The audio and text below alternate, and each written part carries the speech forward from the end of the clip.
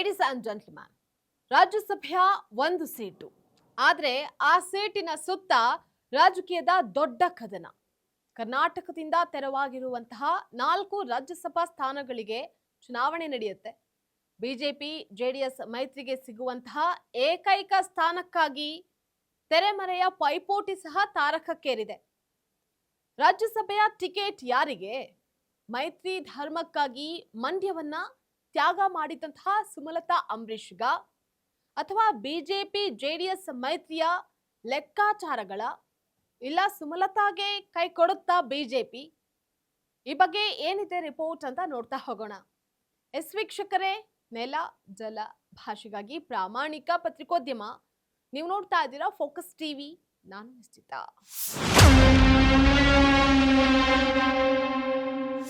ಮಂಡ್ಯ ಕ್ಷೇತ್ರವು ದೀರ್ಘ ಕಾಲದಿಂದ ಜೆಡಿಎಸ್ ಹಾಗೆ ಕಾಂಗ್ರೆಸ್ ಪ್ರಭಾವ ಇರುವಂತಹ ಒಕ್ಕಲಿಗ ರಾಜಕೀಯದ ಭದ್ರಕೋಟೆ ಆಗಿದೆ. 2019ರ ಲೋಕಸಭೆ ಚುನಾವಣೆಯಲ್ಲಿ ಸುಮಲತಾ ಅವರು ಸ್ವತಂತ್ರ ಅಭ್ಯರ್ಥಿಯಾಗಿ ಸ್ಪರ್ಧೆ ಮಾಡಿ ಭಾರಿ ಜಯವನ್ನ ಸಾಧಿಸಿದ್ರು.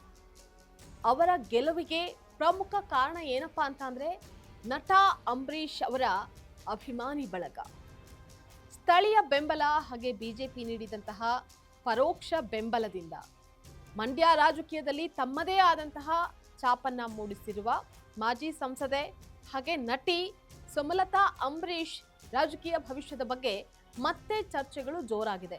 ಮಂಡ್ಯದ ರಾಜಕೀಯದ ಅಂಗಳದಲ್ಲಿ ಮತ್ತೆ ಸುಮಲತಾ ಅಂಬರೀಷ್ ಹೆಸರು ಸದ್ದನ್ನ ಮಾಡ್ತಾ ಇದೆ.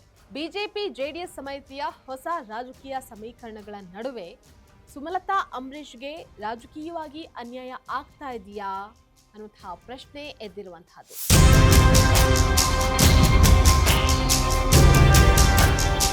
ಕರ್ನಾಟಕದಿಂದ ತೆರವಾಗಿರುವಂತಹ 4 ರಾಜ್ಯಸಭಾ ಸ್ಥಾನಗಳಿಗೆ ಜೂನ್ 18ರಂದು ಚುನಾವಣೆ ಈಗಾಗಲೇ ನಿಗದಿಯಾಗಿದೆ.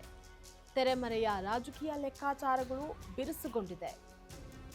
ಕಳೆದ ಲೋಕಸಭಾ ಚುನಾವಣೆಯ ಸಂದರ್ಭದಲ್ಲಿ ಮಂಡ್ಯ ಕ್ಷೇತ್ರದಿಂದ ಜೆಡಿಎಸ್ನ ಎಚ್.ಡಿ. ಕುಮಾರಸ್ವಾಮಿ ಅವರು ಸ್ಪರ್ಧೆಯನ್ನ ಮಾಡಿದ್ರು. ಆಗ ಹಾಲಿ ಸಂಸದೆಯಾಗಿದ್ದ ಸುಮಲತಾ ಅವರು ಅಸಮಾಧಾನಗೊಂಡಿದ್ರು. ಪ್ರಧಾನಿ ಮೋದಿ ಮತ್ತೆ ಅಮಿತ್ ಶಾ ಅವರ ಮನವಿಯ ಮೇರೆಗೆ ಸ್ಪರ್ಧೆಯಿಂದ ಹಿಂದೆ ಸರಿದು ಬಳಿಕ ಅಧಿಕೃತವಾಗಿ ಬಿಜೆಪಿಯನ್ನ ಸೇರಿದ್ರು. ಇನ್ನು ಆ ಸಂದರ್ಭದಲ್ಲಿ ಹೈಕಮಾಂಡ್ ನಾಯಕರು ಸುಮಲತಾ ಅವರಿಗೆ ಮುಂದಿನ ದಿನಗಳಲ್ಲಿ ಸೂಕ್ತವಾದಂತಹ ಸ್ಥಾನಮಾನವನ್ನ ನೀಡ್ತೀವಿ ಅಂತ ಹೇಳಿ ಭರವಸೆಯನ್ನ ಸಹ ನೀಡಿದ್ರು.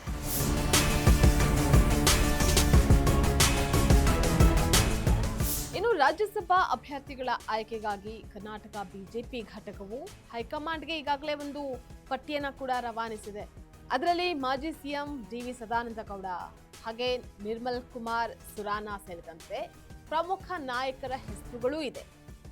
ವಿಶೇಷ ಏನಪ್ಪಾ ಅಂತ ಅಂದ್ರೆ ರಾಜ್ಯದ ನಾಯಕರು ಕಳುಹಿಸಿರುವಂತಹ ಈ ಮೂಲ ಪಟ್ಟಿಯಲ್ಲಿ ಸುಮಲತಾ ಅಂಬರೀಷ್ ಅವರ ಹೆಸರೇ ಇರಲಿಲ್ಲ.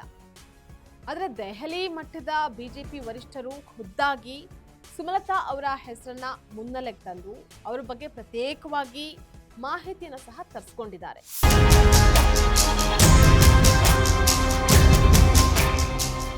ಇತ್ತ ಮೈತ್ರಿಕೂಟಕ್ಕೆ ಸಿಗುವಂತಹ ಈ ಒಂದು ಸ್ಥಾನವನ್ನ ತಮಗೆ ಬಿಟ್ಕೊಡ್ಬೇಕು ಅಂತ ಜೆಡಿಎಸ್ ಪಟ್ಟನ್ನ ಹಿಡಿದಿದೆ. ಮಾಜಿ ಪ್ರಧಾನಿ ಎಚ್.ಡಿ. ದೇವೇಗೌಡರನ್ನ ಮತ್ತೊಮ್ಮೆ ರಾಜ್ಯಸಭೆಗೆ ಮುಂದುವರಿಸಬೇಕು ಅನ್ನುವಂಥದ್ದು ಪ್ರಾದೇಶಿಕ ಪಕ್ಷದ ನಾಯಕರ ಹಠವಾಗಿದೆ. ಮಂಡ್ಯದಲ್ಲಿ ಜೆಡಿಎಸ್ ತನ್ನದೇ ಶಕ್ತಿಯ ಮೇಲೆ ಬೆಳಿಬೇಕು, ಸ್ಥಳೀಯ ಚುನಾವಣೆಗಳಲ್ಲಿ ಪಕ್ಷ ಸ್ವತಂತ್ರವಾಗಿ ಸ್ಪರ್ಧೆಯನ್ನ ಮಾಡಬೇಕು ಅನ್ನುವಂತಹದ್ದು ಅವರ ವಾದ. ಬಿಜೆಪಿ ಜೆಡಿಎಸ್ ಮೈತ್ರಿ ರಾಜ್ಯ ಮಟ್ಟದಲ್ಲಿ ಮುಂದುವರೆದ್ರು ಮಂಡ್ಯ ರಾಜಕಾರಣದಲ್ಲಿ ಶೀತಲ ಸಮರ ಜೋರಾಗಿದೆ.